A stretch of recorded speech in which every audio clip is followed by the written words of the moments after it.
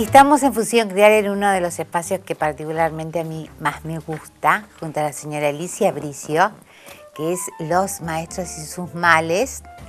Y hoy vamos a ver a un gran pintor, que es el señor Goya, Francisco Goya, ¿verdad? El Pancho. Bueno, lo de Goya, a ver, o tenía de todo o no tenía nada, porque Exacto. fue un poco contra natura con respecto a lo que la medicina diría, ¿verdad? Así que contanos, Alicia. Bueno, Goya en realidad, primero es uno de los mejores pintores de la época. En ese momento era uno de los grandes genios del retrato, que pasó por el rococó, visionario del impresionismo, del expresionismo también. De hecho, creo, Alicia, discúlpame que te sí. moleste, que es considerado que a partir del momento de su aparición y su pintura está la pintura moderna. Exactamente, por el expresionismo, porque Ajá. él le imprimía su pincelada.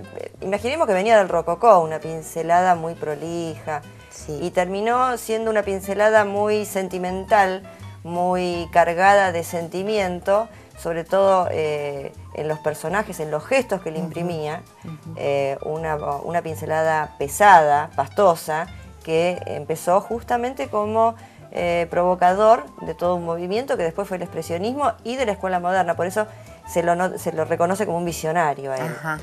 Pero es todo un tema Goya, porque pasó por todos estos estilos y porque pasó por etapas muy marcadas. Él nació allá por el año 1746 en Zaragoza, en un pueblito de Zaragoza, y tuvo una vida muy particular porque empezó con una pintura clara, hizo toda una escuela, digamos, académica. No fue muy notable lo que hizo, hasta que lo marcó muchísimo un viaje a Italia que hizo. Cuando volvió de Italia, ahí sí empezó una etapa de él, donde se hizo realmente el niño mimado de la corte, De la corona, de sí. la nobleza. No había político intelectual que Sí. no quisiera que él lo retratara. Sí. Se hablaba de una paleta, hasta ese momento, costumbrista, de colores claros, del estilo típico rococó, donde él no había empezado como pintor. Él empezó haciendo planos y cartones para tapices. De esa época nosotros tenemos todo lo que es toda esta paleta clara, lúdica, placentera y llamémosla optimista. Exacto. ¿Y Hasta ahí. a qué edad se le declara esa enfermedad? Porque en un momento se va a Cádiz, se olvida de los reyes, se va a Cádiz, donde contrae sífilis. Era teóricamente. la enfermedad no nombrada. No Claro, nombrada. era innombrable. Ajá. Una de las teorías dice que fue sífilis, otros dicen que fue otro tipo de lesión neurológica que afectaba también a la visión y eran vértigos y cólicos. Pero hay un dato que da vueltas por ahí, dice que Goya tuvo como 20 hijos, que uno solo nació y pudo sobrevivir. Entonces que con los efectos de la sífilis a veces podía llegar Sí. también a ser consecuencia de todo esto. Entonces sí se lo relaciona históricamente con la sífilis. Sí. Ahora, ¿qué pasa con este artista? ¿Por qué lo hemos elegido y sus males? Porque con esta enfermedad este pintor se quedó sordo. Exacto. Por completo y de por vida. De todo lo demás más o menos se pudo recuperar. Pero de esta vida costumbrista y estas obras costumbristas que él hacía y de una paleta clara, empezó a entrar en un pesimismo Sí. propio de la enfermedad, pero además propio de los intereses culturales que tenía él. Porque se declara la Revolución Francesa en el medio, porque él tiene que estar bien con Napoleón y bien con España, porque él cree que en el avance de la humanidad, pero en forma pacífica, y sumado a su enfermedad, entra en un pesimismo bastante importante. Sí. Una depresión. Ahí se empiezan a ver sus obras, sobre todo porque él es un pacifista, es un lúdico. Él pone los desastres de la guerra, pone el fusilamiento del 3 de mayo, donde los gestos de esas caras, ahí se habla ya de expresionismo. Los gestos de esas caras son terribles. ¿Pero él era pacifista o más bien violento, Alicia, en No. su personalidad? Él era tosudo.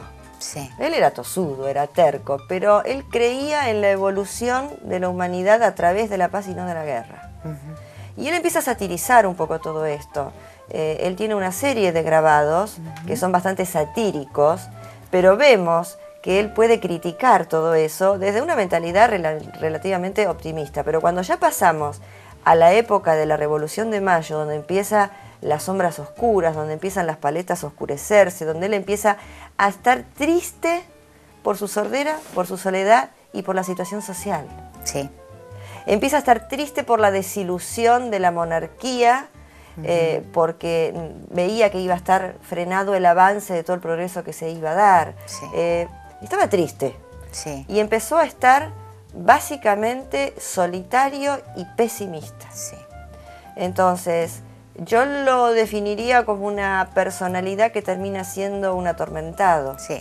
Porque de esa etapa pasamos a la otra etapa, que es la última, que es la de su pintura negra. La pintura negra es terrible.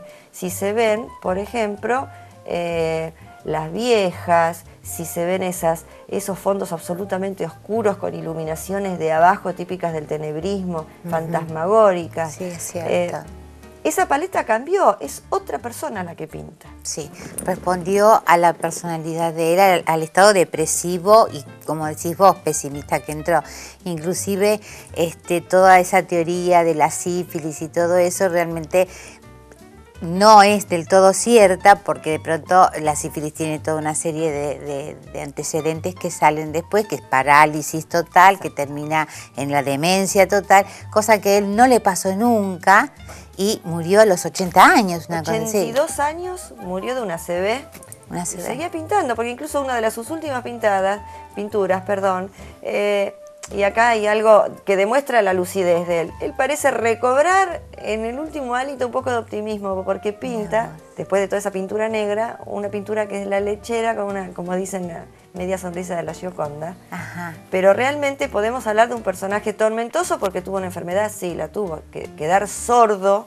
Terrible, Es terrible. terrible. Pero él tuvo una evolución hasta los 82 años, que murió de un accidente cerebrovascular. Ajá. O sea, nada ¿Y qué que ver hizo? con el Contame tema. que me decías que nos tenemos que ir. Perdió la cabeza.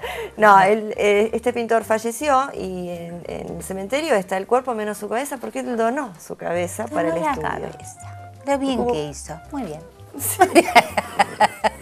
Por ahí se la podría dar a otro, te diría que unos cuantos contemporáneos. Alicia, me encantó. Me Gracias, encantó Pati. y daría para muchísimo más, por supuesto, porque son increíbles. Pero acá me están por tirar una pizarrita ahí que dice que me tengo que ir. Alice, muchas gracias. ¿Sí? Nos vemos en un rato.